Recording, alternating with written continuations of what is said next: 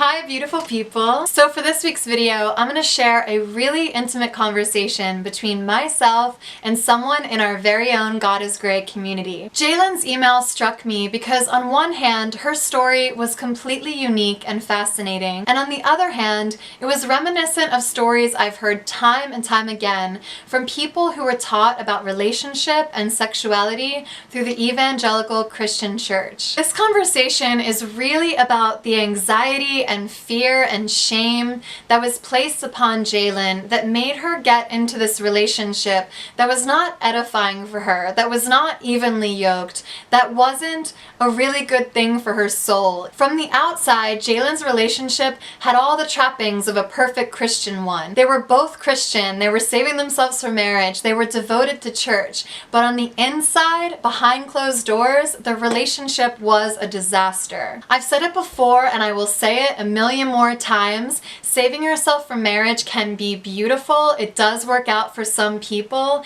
but not all of us have this happily ever after. I really want the God is Great channel to represent this entire community. I want those of us who have the happily ever after to feel comfortable to share their stories and to share their experience, but I also want to talk about what happens when that ideal goes wrong, when our path takes a different twist that we never expected. Before you watch this video, I encourage you to check out last week's because I really delve into why I hate and reject purity culture and instead embrace sexual integrity. This video is really going to be about sexual integrity put into practice through myself and through Jaylen's story. So without further ado, here is my entire conversation with Jaylen. If you prefer to listen on the go, tomorrow morning I'll be uploading this in podcast form to the God is Great podcast. And if you love being a part of the God is Great community, please like, subscribe, share with your friends, donate to my Patreon or Venmo if you can. I love you guys so much. God bless.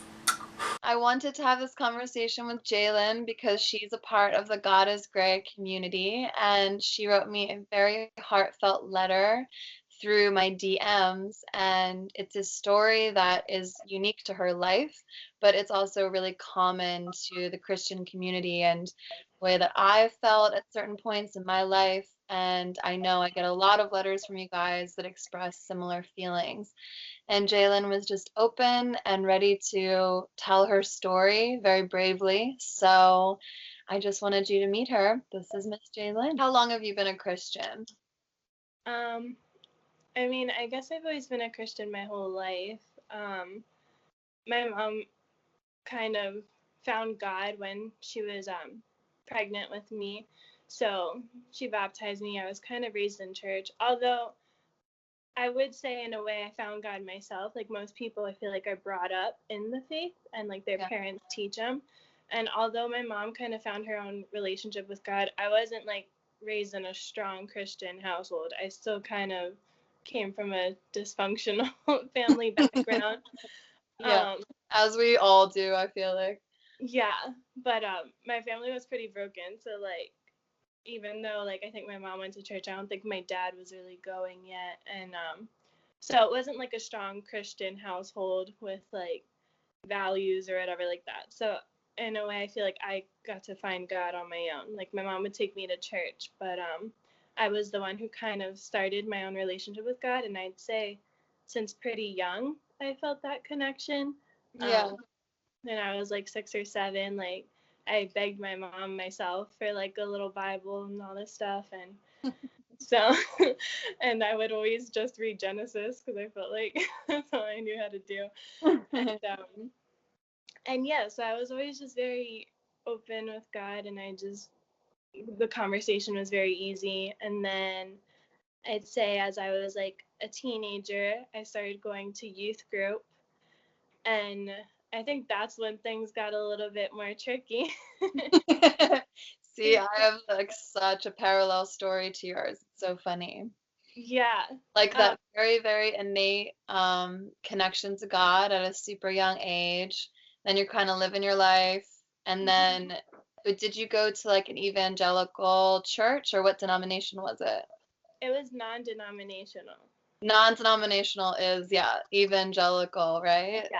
So when I was like 11 or that age, and I started going to youth group, which was fun, and I loved God. I always loved Jesus. So it's like, this is great. And that's when they start, teaching you more about life issues, because you're now entering that phase in your life where you're going to be dealing with a lot of things. And then, but they focus a lot on sexuality. So Yeah. I that's know when it always blows my mind. A lot of Christians, maybe from different generations or that go to different churches, are like, the church is really scared to talk about sex. And I'm like, I feel like all they talked about in youth group was sex. that's like the most that I remember from youth Yeah, group. right? Yeah. Yeah. So, which was weird. Like my non-Christian friends in school would always like be like, "Oh, you guys talk about sex," and I was like, "Yeah, like they teach us this, and that," and that's when we did like purity series and like the books like Kiss the Girl and Made 'Em Cry and things like that. So, Oh my gosh. I haven't heard of that one. I know I Kiss Dating Goodbye. What's Kiss the Girl and Make Her Cry? um, kind of the similar thing. It's about like dating, like I don't know, waiting to date, I guess, and because boys, I guess, just will date you and say sweet things and prey on our emotions, and then they just pretty much use us, and and then we'll Yeah. regret it and everything. So Isn't it awful how we're both stereotyped? Like women are these like delicate little flowers that are just gonna cry because we get kissed, and the boys are just these like sexual predators, basically. yeah, And yeah, it's not true of either. It's completely unfair. yeah, it is Yeah. very unfair. Do you Um, remember though, like one of the first moments maybe that you first heard that, you had to save yourself or that sex mattered to God? Like, did it surprise you? Did it feel, right or wrong? Like, what kind of sense did you get when you received that message? um, I feel like I didn't understand much about the sexual part of it because I was like only 11. I don't think I had the ability to really understand what sex means and that how intricate it is. Yeah. Um, so the only thing I took from it when they did say to save yourself for marriage, basically, was that that's what made God happy, and that's all I cared about at 11 years Yeah. old. I was Yeah. like, I just want to make God happy. I don't want to make him upset. So I just believed, okay, well, this is what I have to do to make God happy. I'm going to wait Yeah. till marriage and I'm going to show him that I love him by doing that. Same. I felt the exact same. Yeah. Okay, so you're getting the purity messages, reading the books. Did you have a purity ceremony or anything? Um, yes, I did have a purity ceremony. I totally forgot about that. Yeah, I had a purity ring and all that stuff that I made my mom buy me. Like my parents never really expected that from me, I guess, but I put it on myself because again, I was like, I want to do this to make God happy and I want to do this to be a good Christian and all that stuff. Yeah. Mine are the same way. They were like, okay, so this is what you want to do. Did they Mhm. say anything contrary? I remember my dad, I think they both said something along the lines of like, just so you know, we'll love you no matter what happens. But they didn't contradict the message or say that it was they disagreed or anything. Did your parents have anything to say about it? No. It's kind of like I feel like a cultural thing in the Hispanic community not to talk about sex with your kids. So, which is kind of hard because then they like forced me, well, I guess in a way it wasn't bad to learn it from church in their minds. Like they thought the church would handle that and they'd obviously lead me in the right direction. But Yeah, they're like, good, you guys take care of that, so I don't yeah. have to talk to her about it. Yeah. Mhm.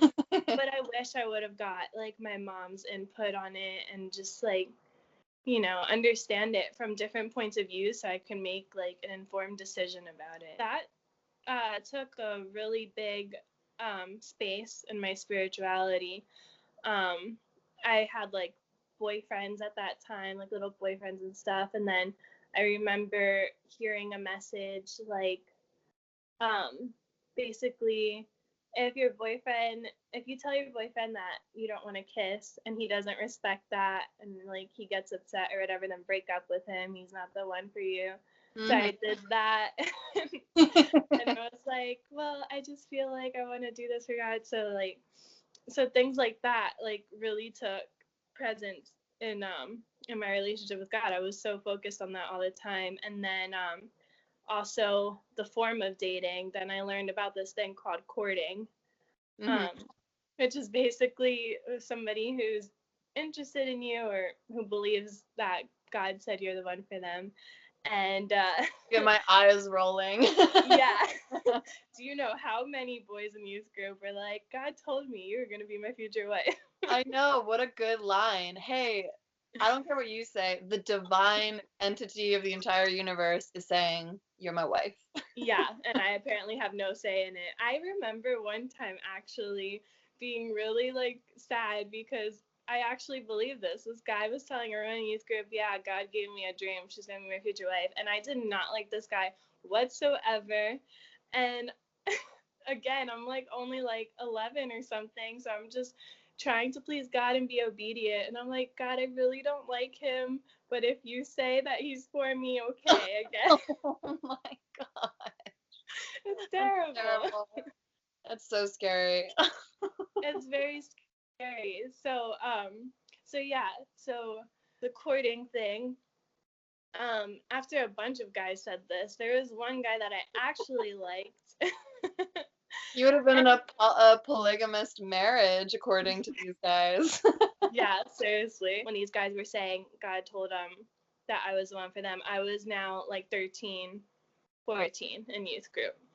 Okay. Um, yeah. So by the time I'm like 14, I forgot to fast forward. So by the time I'm like 14, and I've been in youth group for a while, and again, we're still, so now we like have discussed purity and all that stuff. Now we're talking about dating relationships. People are entering high school. So that's when we start talking about courting. And a lot of like my youth leaders brought it up as like the godly way to date because they said dating was like not really God's intent because I guess dating is like, oh, I'm just gonna be with you because I like you, but I don't want to commit. So they're like, courting is like knowing that this is who God has for you, and you are dating, but it's always with the intent of marriage. And so that's what I thought I had to do to save myself from heartbreak and all that stuff. And I was like, okay, sounds good. Um, and then there was a guy who wanted to pursue that with me in my youth group. And he was older. He was just turning 19 at this point, and I was 14. So that raised a few eyebrows. Yeah.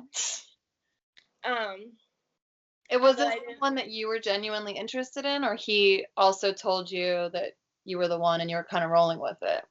This is one that I was genuinely interested in.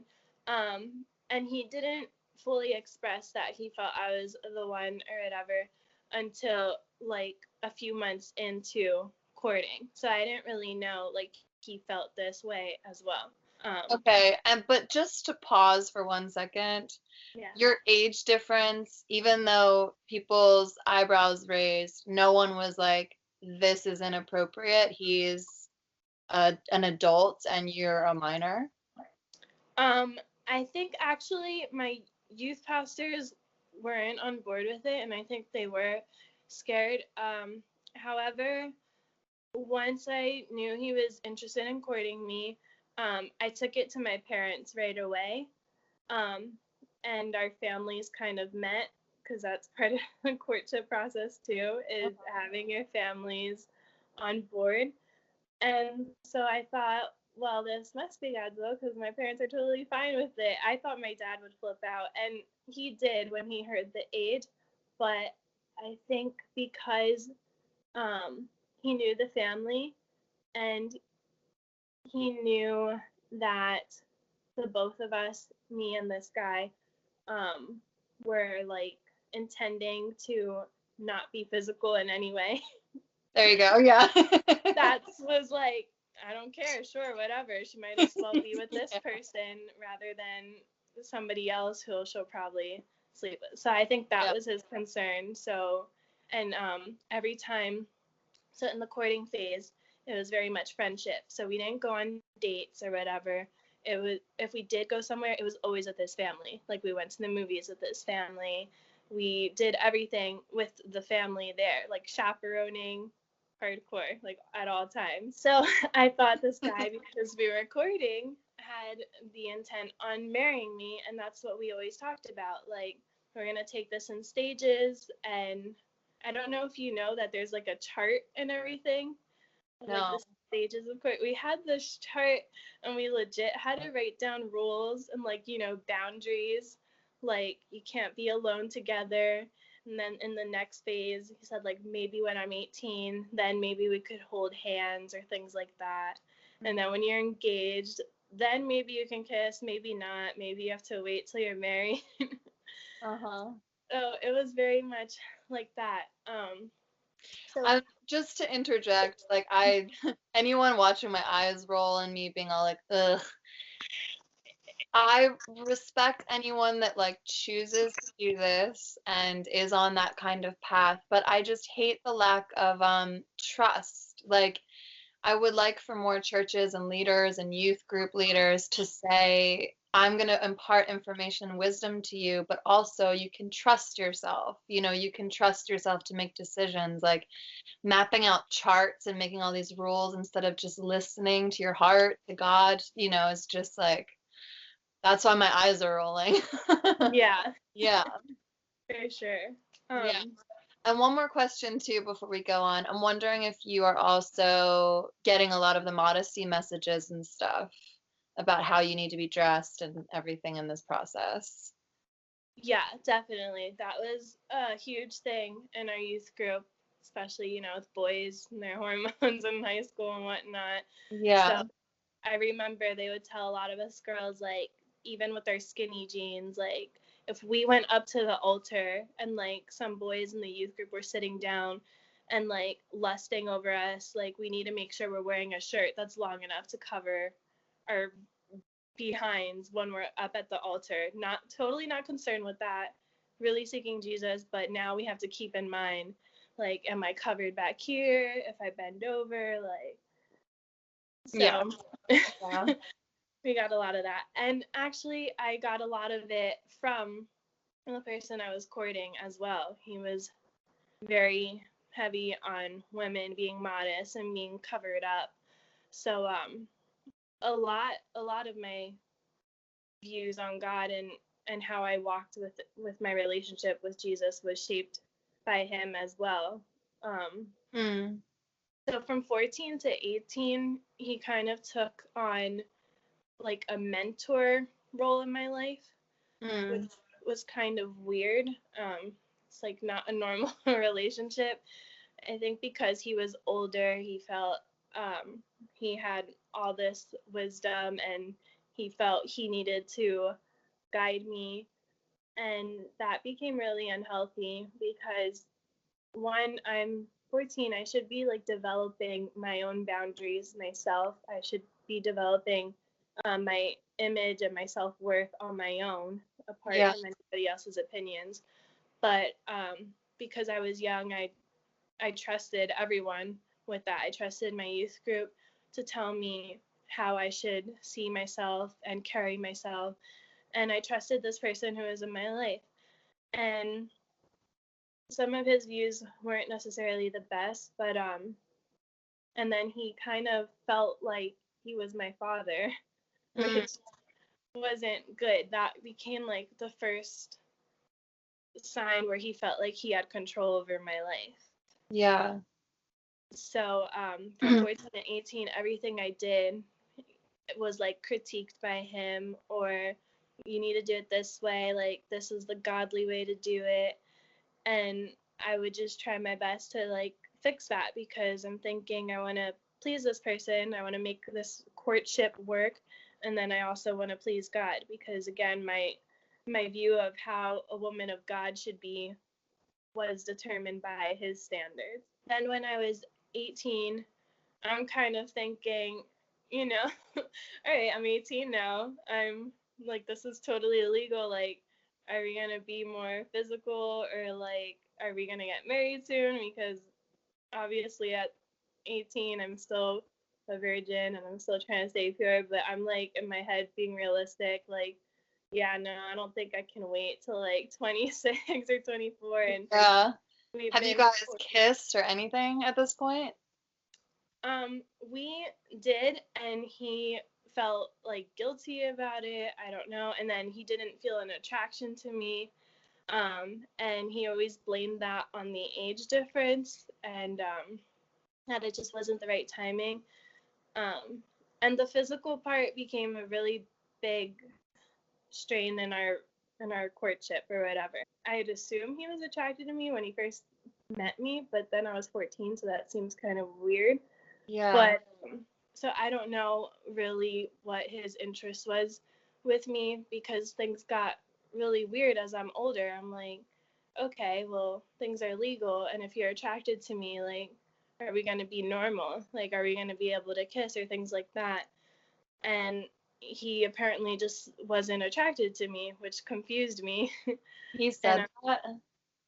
yeah, he would say that sometimes. Not that he didn't believe I wasn't attractive, but that, I don't know, I guess he just wasn't attracted to me. And so what he thought was that this was God protecting us from, not sleeping together before marriage. So this is great. We'll be able to abstain.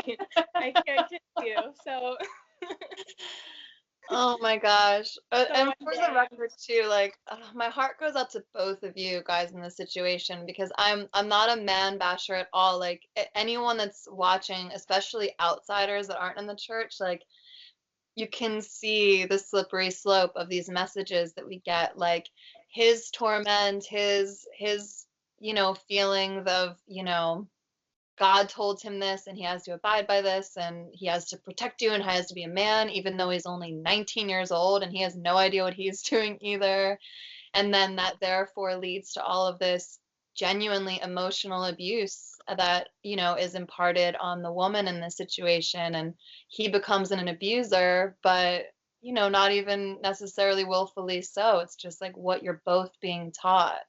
yeah, he Yeah. believed he needed to spiritually lead me because that's the role of a husband. So he was starting early, even though sometimes I would fight back and be like, well, you're not my husband yet. And he's like, but it's practically gonna be that way. So like, you need to follow my direction. And I'm thinking, well, I need to be submissive. So let me follow his direction.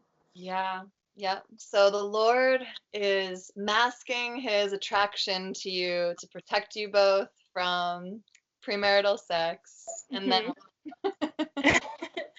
And then as I'm 18, 19, up until 20, it becomes such a struggle because he's in his late 20s now. Um, and he just doesn't feel, because I guess he's lacking that attraction or that desire, he feels something is missing, and so do I. And he just feels like he can't marry me until we get that. But we keep believing that God's going to just magically give it to us, because we've honored him by keeping ourselves pure. I guess I kind of felt neglected. I mean, like normal things like being able for somebody to call you beautiful, or that yeah. they love you, or wanting to hold your hand. Not just, I feel like that's normal. And the fact that he didn't want to do that was really detrimental to my self-worth as well, because Of course. I Yeah. didn't have any on my own. It was all defined by him from very young. So the fact that he couldn't even like see me in that way, I thought, well, I must be the problem. I'm not good enough. Things like that. Maybe I'm not a godly enough woman, and that's why he's not attracted to me. So I have to try harder. And I exhausted myself doing that. What kind of moves did you make to make yourself this godly, more attractive woman? Well, the problem was I almost had to make myself not myself, because he actually didn't like a lot of qualities about me. He didn't appreciate how outgoing I was. For instance, I really just liked to have a fun time and be silly with my friends and go out dancing. and nothing really bad, but like I'm Hispanic. I like to go salsa dancing or whatever. Yeah. And I didn't see a problem in it. I grew up in family parties always doing that. And but that was like, even that was not modest enough, apparently. Like you have to be like very like, I don't even know, just you can't act silly. Like you have to be very serious and just very about God, like at all times, like as if God doesn't want us to enjoy our lives. So I just try to Makes replace. God sound like such a bummer. Yeah. And I always knew that he wasn't. I always, even in youth group, I was the crazy fun one, like always like so much energy, and but I always loved God. It wasn't a problem for me just because I would dance to a secular song that wasn't even that bad. Like I still loved God.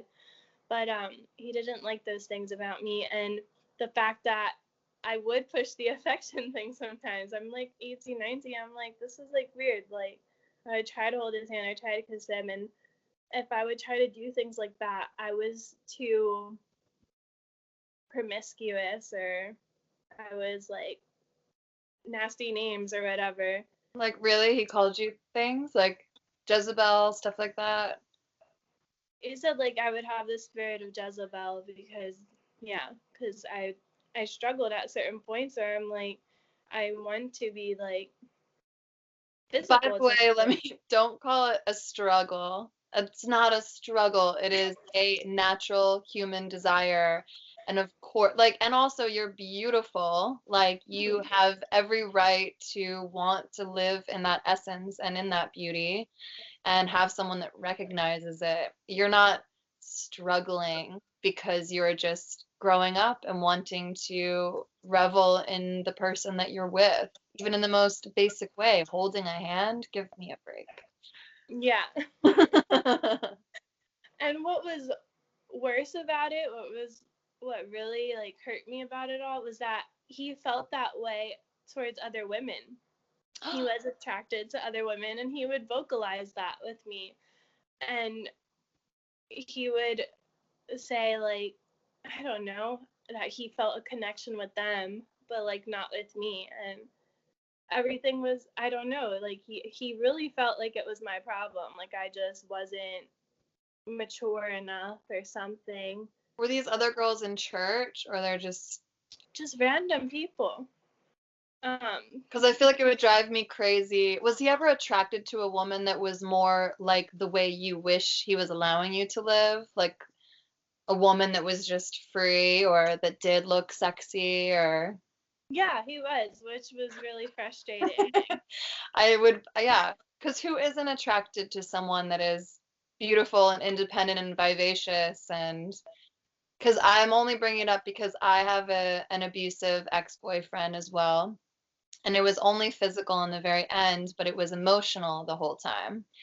And one time I lost my mind on him because he was always trying to make me small and repress everything about me and make me feel ashamed of every good character trait I had that was attractive. Like he didn't want me to be attractive to anybody else because he wanted me in this cage. And then one time we were at this like music festival and one of our mutual friends came by and she has like this long blonde hair and she was wearing this tiny little sparkly outfit and she was hula hooping and had this huge smile on her face and she said hello and kissed us and then when she left he was like, oh, she's so beautiful.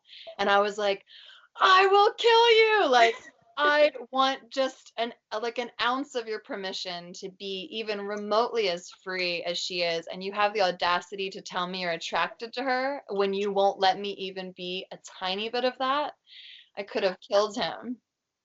I went through the same thing. I had to be covered up all the time.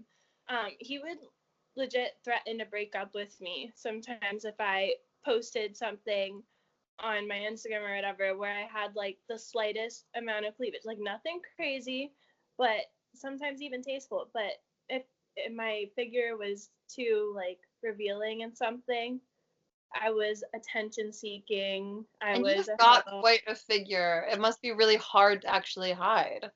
It is, without feeling like a blueberry like all the time. Like, I feel like I need to wear form-fitting clothes because then I just feel like gross, and then that also did a lot to my body image with the modesty culture, because I did try to dress modest, but then I just felt like fat all the time, and I felt like Yeah. I looked terrible. I didn't know how to love my body because I was just like always just trying to cover it up.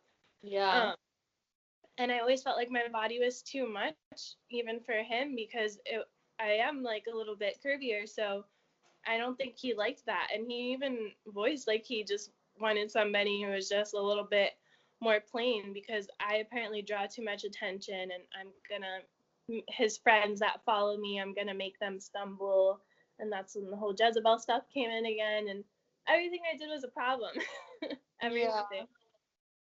So that was really exhausting. So by the time I'm like 20, I feel like really emotionally numb, not only from the frustration of not being in a satisfying relationship, but also kind of all the verbal and like mental abuse like I dealt with. And I don't think he did it purposely, but I feel like a lot of his frustration he took out on me, and it was very hurtful, and I grew to a point where I just became numb. Like little things he'd say, like that just sounds so awful, like wouldn't even cause a reaction out of me anymore because I was so just beyond it.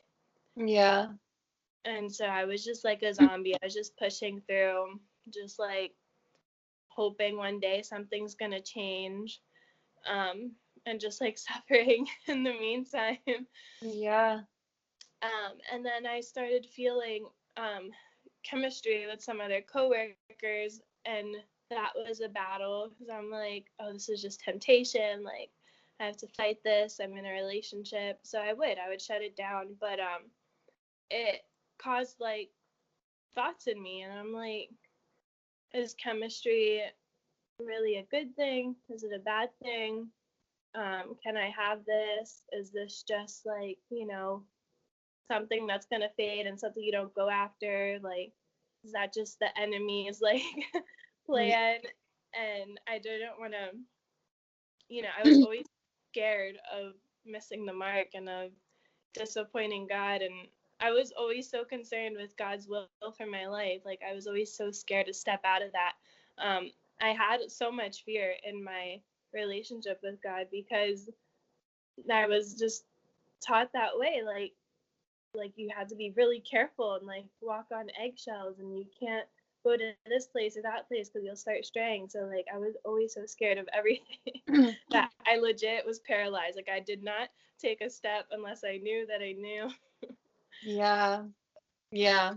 And that irony always drives me crazy because I was definitely raised with that fear as well since 12 years old in the evangelical church.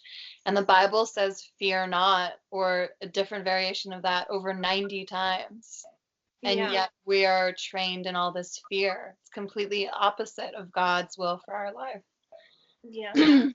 I think my ex felt that way a lot too. He had a very, I don't think, healthy view of God, and I felt bad for him because I always discovered God as very loving and merciful, and I always felt that from very young. Um, and he, however, somehow, I don't know if it was because he felt God gave him me, and I was such a disappointment, which he legit would say.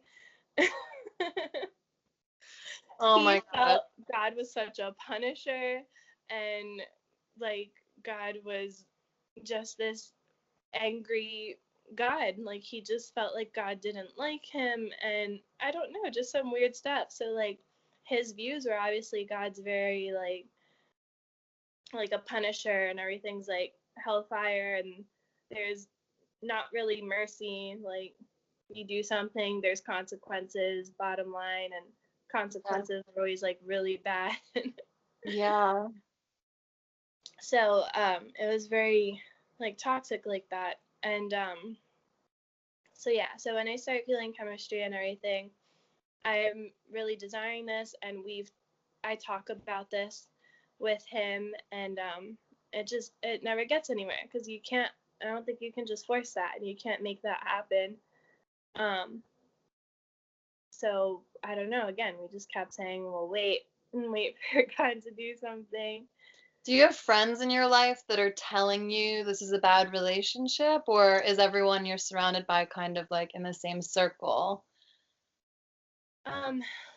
They never said it was a bad relationship per se, because I never shared like details of a relationship, because I knew it wasn't normal deep down. So I didn't really, if they would ask me how everything's going, I'm like, good, everything's good. And they knew like we struggled with like the whole chemistry part, because it was just evident, it was obvious. They never saw him like hold me or say he loved me or called me beautiful, like nothing normal like that.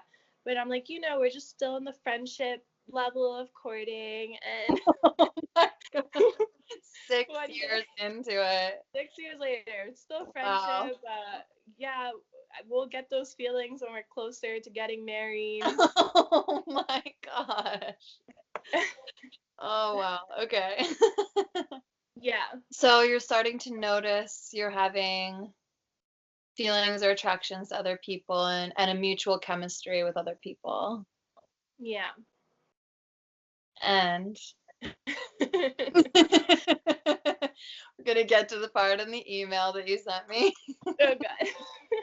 Yeah. So I started having this attraction and this chemistry and this problem that we've been having for like the past like year now, and I'm getting more and more to my breaking point where I just want to be like loved, or not even, because I guess like not that I'm seeking like love from somebody else, but Just just like desired. desired. Yes, that's the better word. Every woman wants to feel beautiful, and desired and like she's worthy of that affection and attention. So last year, it was during Valentine's Day, ironically, Okay. that Valentine's Day was always awful for me in our relationship, because I'm like, oh, like maybe he's gonna show me he cares about me in this holiday. But it was always an absolute disappointment, and I was so sad, because I'm like, why am I even in a relationship? This is not a relationship. Like, for this, I should be single. I would spend Valentine's Day by myself, or like nothing special at all, and it would always make me really sad. Yeah. So that last Valentine's Day, I just had enough, because I felt like all this chemistry and stuff. He was working, I was working, and all he did was like a pathetic Facebook post about Woman Crush Wednesday, my Valentine, and I don't know, that just set something off in me. I was like, really? After all these years, I'm so done. Because at this point, he's promising me he had gotten a job, which he didn't have a job for a long time in a relationship, even though he was in his 20s. Uh-huh. So I held things down, but so he got a job, so he promised me he was gonna take me on dates, because we're already at the point where, because of this, for the past year, we're struggling with the no chemistry. We're talking about breaking up and separating, but we're both so scared. We're both in so deep with our families and all that. That he's like, no, things are gonna get better. So he promised me, because he got a job recently, like he's gonna take me on dates and he's gonna do all this stuff, but he doesn't do it, especially on Valentine's Day again. So I was triggered. Uh-huh. So this person that I felt like I had chemistry with, I was like, do you want to hang out? Like, what's up? So we hung out and nothing happened, but I started just entertaining the thought more and more that, like, I think I'm just really not happy, and I just feel really dead inside, and I don't want to be in this relationship. And I tried breaking up with him, but again, he just had such a hold on me and would just talk me into like, no, like, let's just wait, let's just see. And but if he didn't want it, then like it was not of God. Like, if he felt on the same page, then God was separating us. That's very convenient for him. Exactly. Yeah. Because before I did it one time before where I had broken up with him, but he said God didn't give him peace about it. So I was reacting off of I don't know what, and I was ruining God's will for our lives or something like that. Wow. But anyway, so at this point I'm trying to break up with him, but it's just been so hard. But it's been like more and more tension. Like I felt like I was really reaching my breaking point, and so I lost my virginity. Like a week or 2 weeks later, sometime around that time, and it was really bad because I remember when I did it, when I like lost my virginity, I remember thinking such terrible thoughts like, well, even if I stay in this courtship, at least I knew what passion was. Oh no. I'm thinking I'm still gonna stay in this terrible relationship, but at least I have something to hold on to in my life to know what it felt like to be desired. Wow.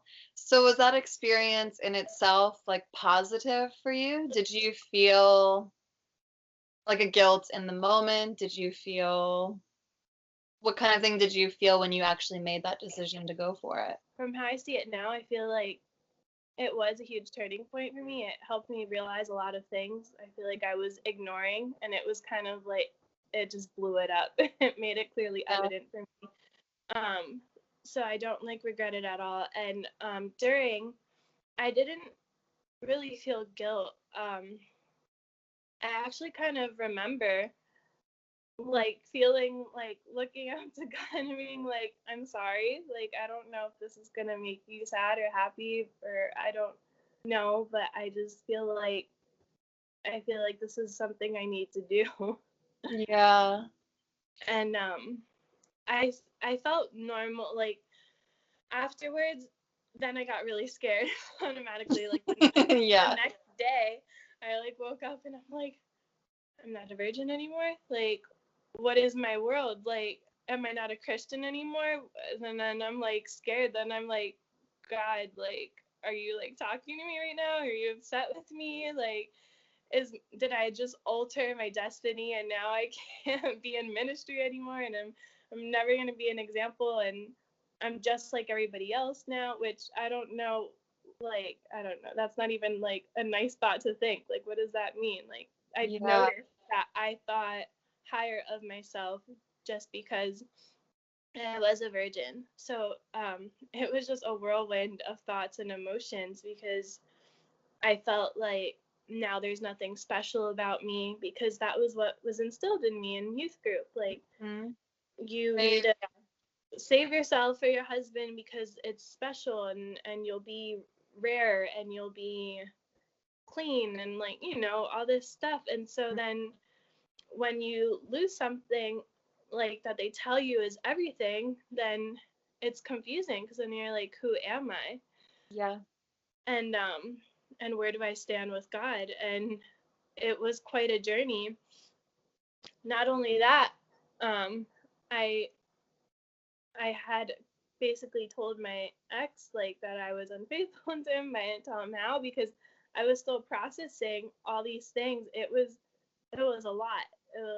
It was a lot to determine like why I did it, if it was bad, like that I did that, if I really messed up, like what led me to it, where did I open the door to the end, like all these things. It was so much to sift through. So I had to kind of just get back into this relationship. And for 7 more months, we were back together, even though he knew I was unfaithful, but he didn't know how. And I repressed all the emotions that I felt after I lost my virginity. I repressed it. And was just kind of pretended like it didn't happen. I'm like, okay, well, like God forgives me, and maybe I'm like just gonna be a born again virgin. Yeah. This never happened, and we're not addressing this, and he'll never know, and I'll just be normal. And but as the 7 months happened, I like little thoughts I just started realizing. Like I even remember a few months in, my ex he was always so big. on being pure and saving yourself for marriage and like virginity, that he would honestly judge other people who were it, and he would pride our relationship only on that fact. So our relationship literally sucked and failed at everything, but it must have been a God, because we were still pure. We were the only ones in our youth group who are still virgins, Wow. and so that's so awesome. And one time he made a comment like, yeah, you can just tell like people who've had sex, like they're just so lustful, and you can just see a difference.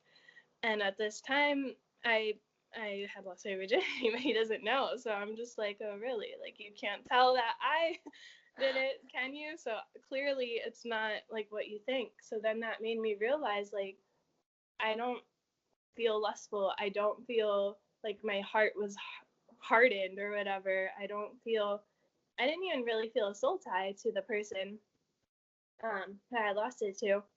I actually like would just, what's it called? Like I didn't have any contact with him. So I was back with my boyfriend. So I didn't reach out to him. I didn't have thoughts about him. Because like that's what they tell you. Like you're just gonna fall in love with the first person you do it Well, with. yeah, more fear, fear, fear, fear, fear. More fear, yeah. So I'm just realizing like I still feel normal, and I'm kind of navigating my relationship with God again, and I feel like nothing really changed. The only thing was a lot of the fear, like the same fears. Like, okay, well I did this and I feel forgiven, but like what does that mean? Like, did I still mess up my calling in life and all this stuff? Yeah. So it was always just fear after that.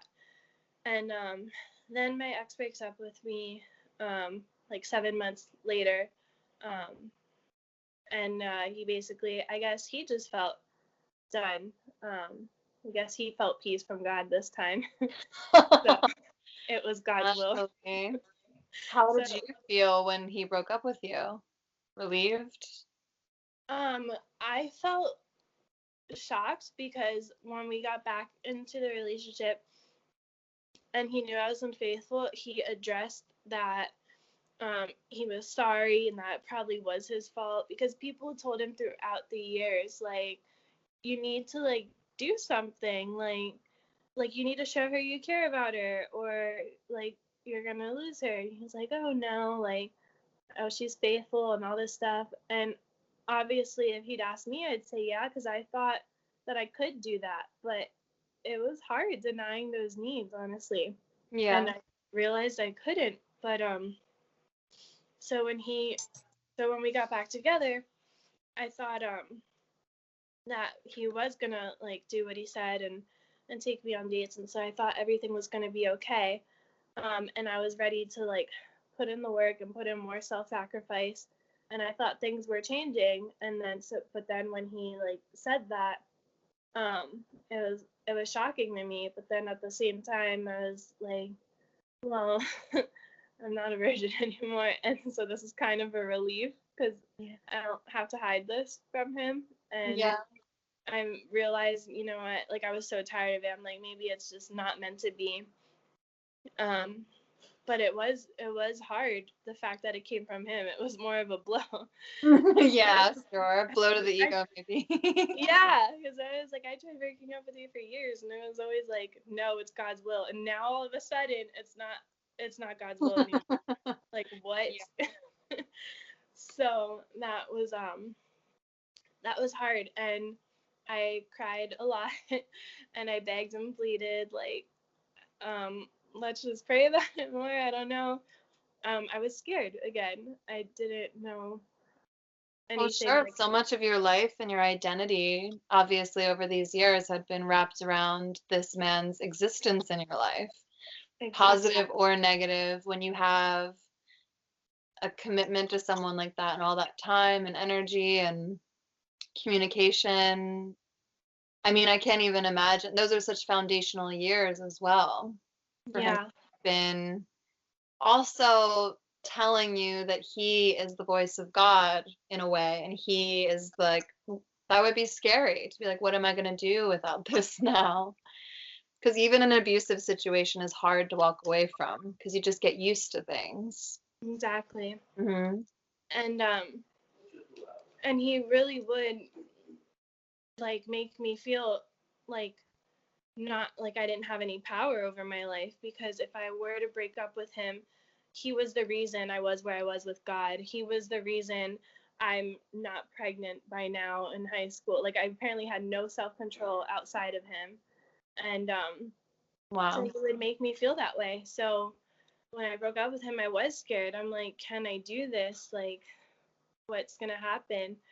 But contrary to what he believed about me, I felt my relationship with God like spring back just like that, because I always did have it. And so I was able to go to God right away. I was never scared of that. I ran straight to God because I had a relationship with him, and I felt loved and I felt held, and I felt God healing me. So I got stronger, and I like stopped seeking like him to still be in my life. I stopped clinging to him so much for that dependency, that the way he made me for so many years.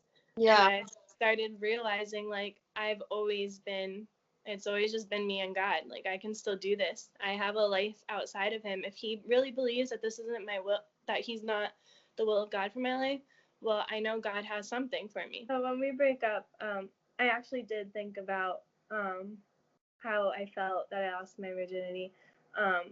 And I felt like I was finally like maybe able to come clean about it. So I did tell some of my Christian friends, and this is 7 months after the fact. Nobody knew.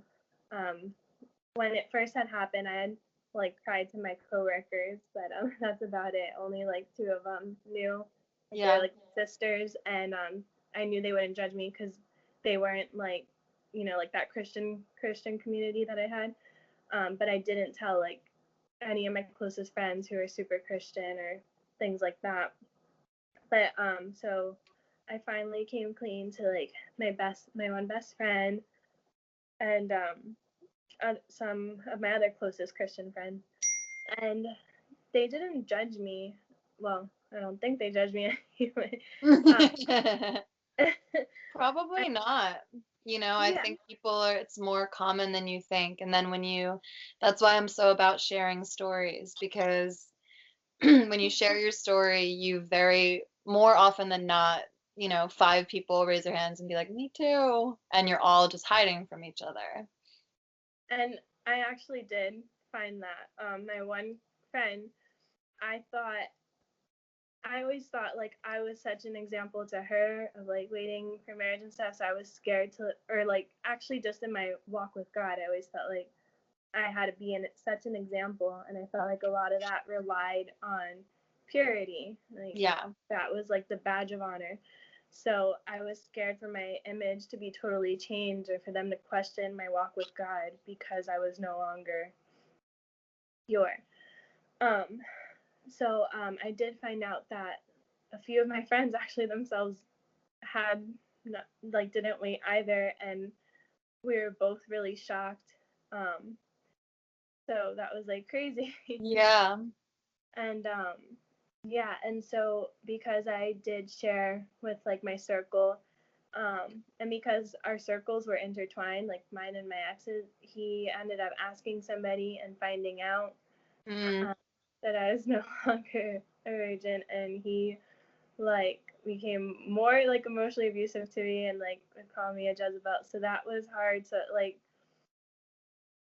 process, because I was it like hurt again. Then I felt like I had to start shaming myself. So I had come open to my friends, and I felt loved and I felt accepted still, even though they were like, maybe you shouldn't like do it anymore. What are your thoughts?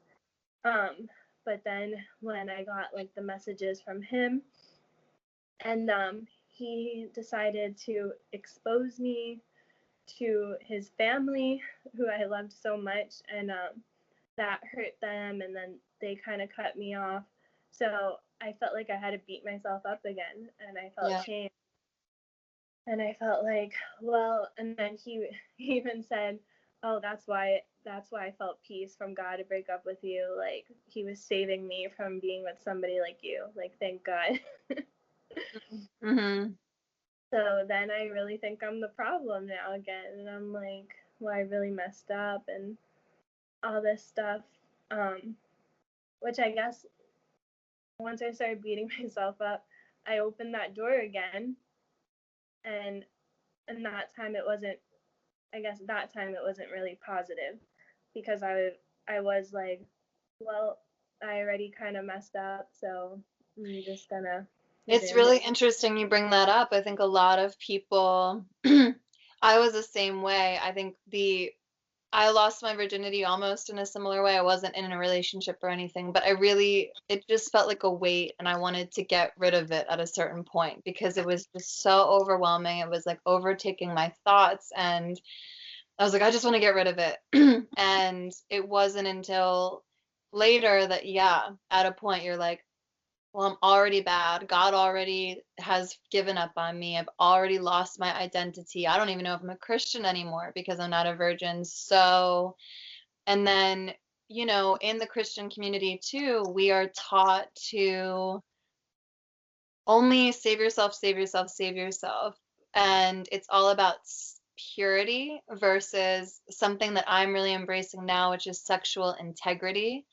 And the difference is purity is just no, wear a white dress, yes. And that's literally all we're taught in the evangelical church, or at least my experience. Sexual integrity is giving yourself the freedom and knowing that God is on the journey with you, and that while you're talking to a man that you may or may not become intimate with, that you're actually addressing the thoughts you're having, the feelings, how he makes you feel. Does he honor you? Is this someone that will honor my body? Is this someone that is taking advantage of me? Am I using them to amp up my own self-esteem, or is this a genuine connection? Like, we as Christians are not given those tools because we're told everything is wrong. Yeah, And I know if we post this on YouTube, people would be like, say that I'm such a sinner and so terrible for saying that, like even leaving the door open, the possibility open that maybe you won't save yourself for marriage. But 80% of non-married Christians are having sex. So I'm just telling the truth that if you are not going to be waiting for marriage, then you at least need to be embracing integrity, which I totally get what you're saying. It's like throwing out the baby with the bathwater. I'm no longer pure, and also God is mad at me and he's not going to hear me out anymore. So I might as well just keep my ears plugged and head down and do what I want. And then it's not until the aftermath that maybe you climb out of someone's bed and you're like, oh, that wasn't honoring my body. That's the situation I shouldn't have been in. But, you don't really give yourself the freedom to make those choices when you think everything is a sin. yeah, yeah. So and I did.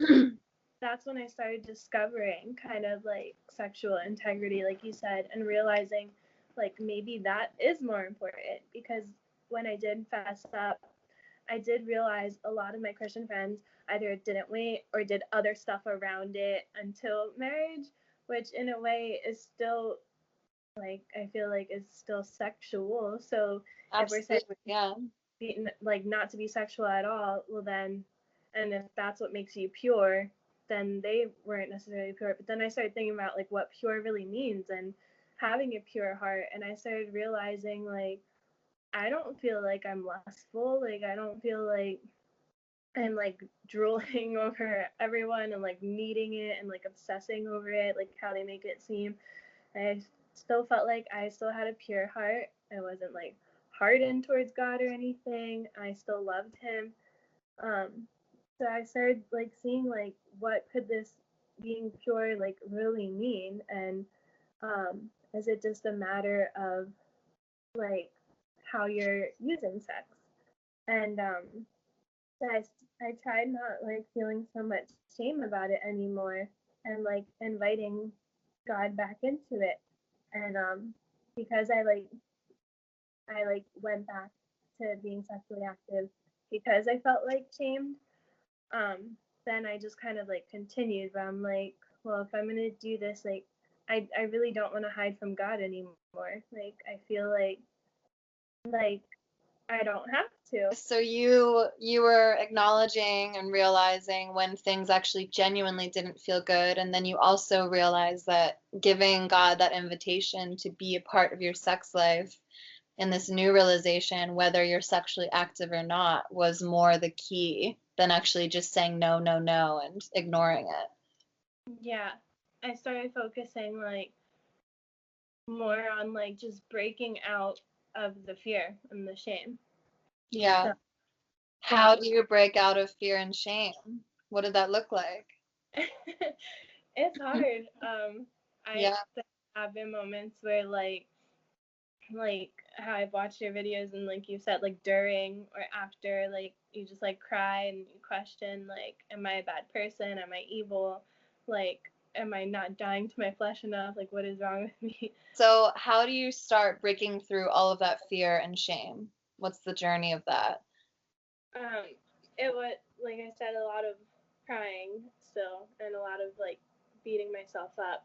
But I noticed that God was just so good, and He would just speak love like back into me. I actually went like on a women's retreat, and the lady did talk a lot about sex and how it separates us from God. So it was like the same message, which kind of made me feel shame a bit more. But I got a prophetic word from God, like saying to come out of that shame and that He did love me and didn't see me any differently. And so even when I still continued after that, like just like our little insider, like mine and God's is sometimes on my Pandora station, he'll like play a song that's like I feel like exactly what I needed to hear, and he just like would play like something about like love again and how he sees me, and so that was the biggest thing for me, just feeling his love again and seeing like he's not mad at me. He's still with me just like he always has been, and Yeah, it made me fall in love with him again and see his mercy and his love in a new way and realize I don't have to hide from him. I love that. Yeah.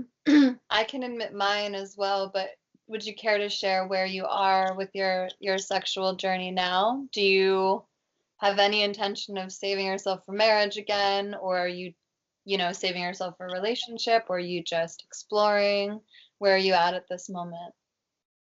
um I'm still like I guess discovering like that sexual integrity. Like I'm seeing I feel like there are wrong ways to have sex, but I don't feel like it's always wrong. um I feel like where I'm at is in a healthy place. I didn't honestly look for this current relationship I'm in now. It kind of just happened, and in a weird way, I feel like it's very healthy and very much what I need.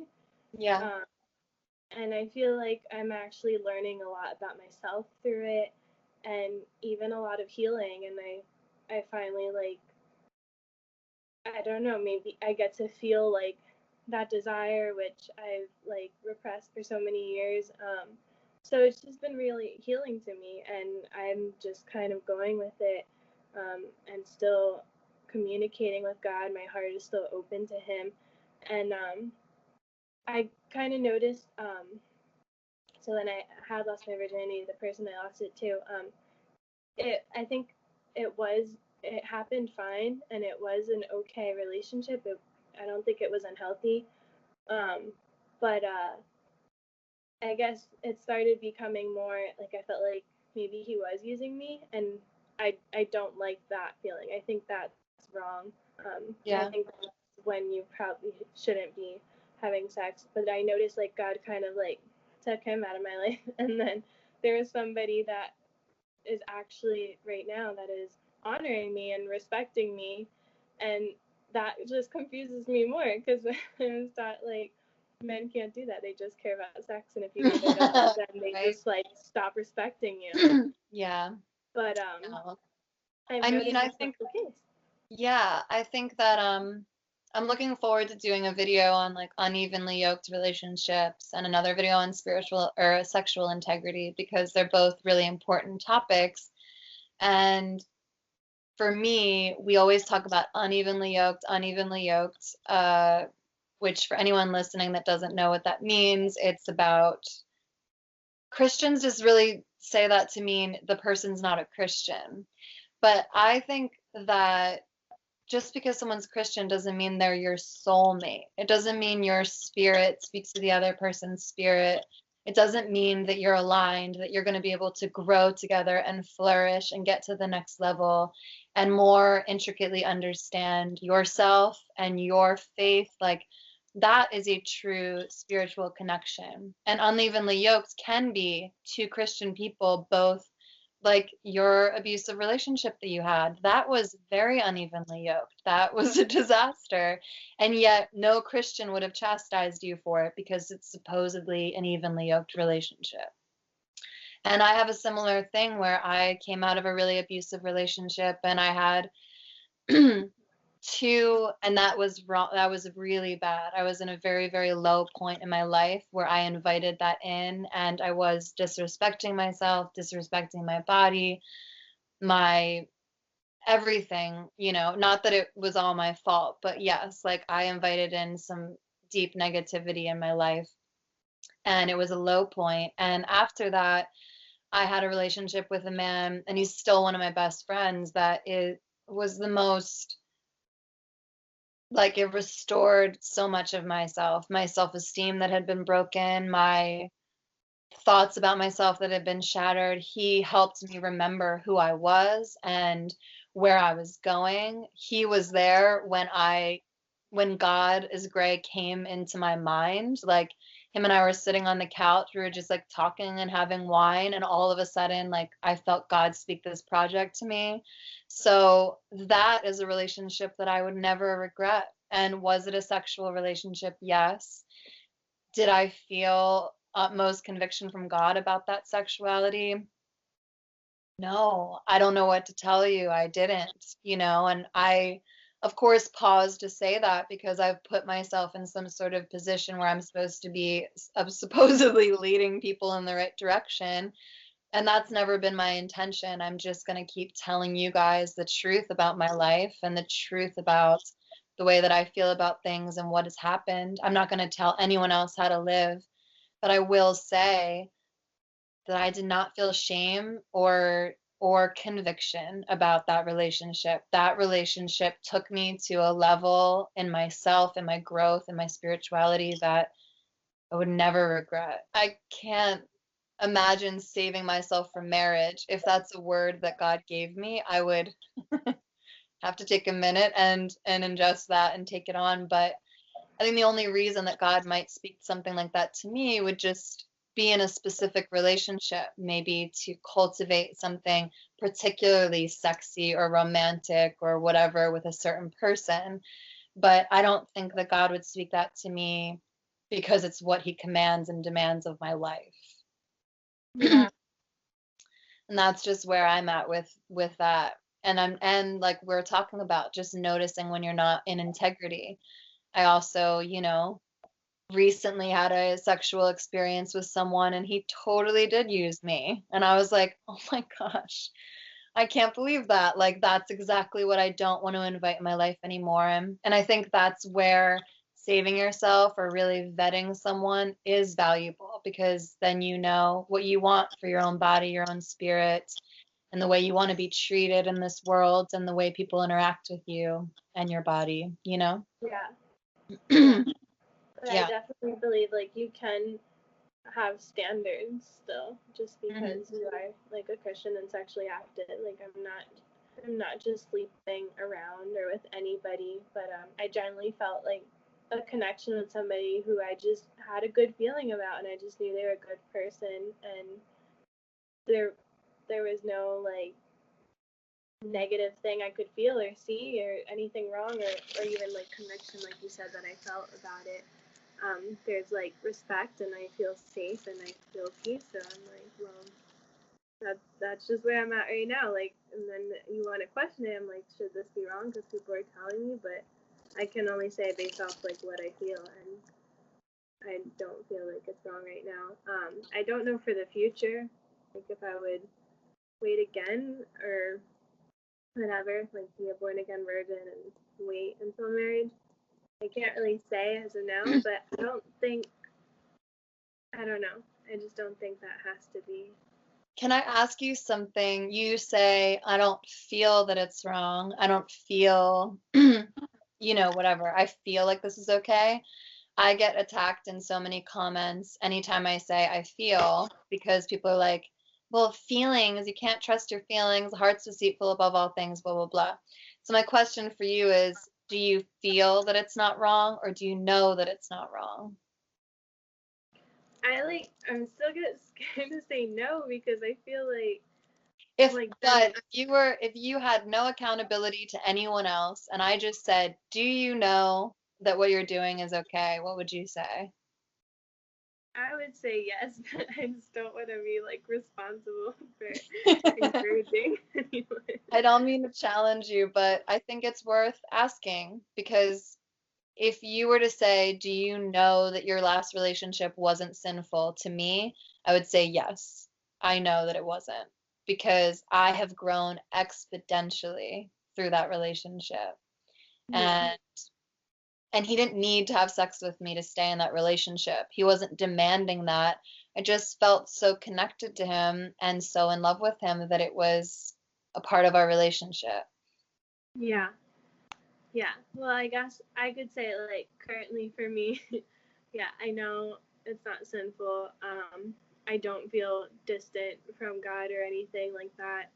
Um, I feel like I'm in a really good place overall. So. Yeah. And trust me, I know that responsibility of not wanting to lead other people astray because we were both leaders in our churches, and it's really scary to say something like that. So, again, I want to reiterate that God is Gray, and this channel is about empowering people to make their own decisions and to cultivate their own relationship with God. So, I'm just telling you what I have come to know for myself, for my own personal journey. And I'm also going to say that if you hear and know something different, then yes, stay on that path. Don't listen to what I say just because I said it. Yeah. Yeah. I think that's the important part, and that's the most empowering part is like really letting fear go and breaking God out of the boxes that we put him in because of religion and just really trusting him with your journey in life and just being honest with yourself and honest with God about where you are and not being scared that he's upset with you because of where you are and just letting him in those spaces. I think that's like what it's all about. That's what relationship is all about. And I love that. yeah.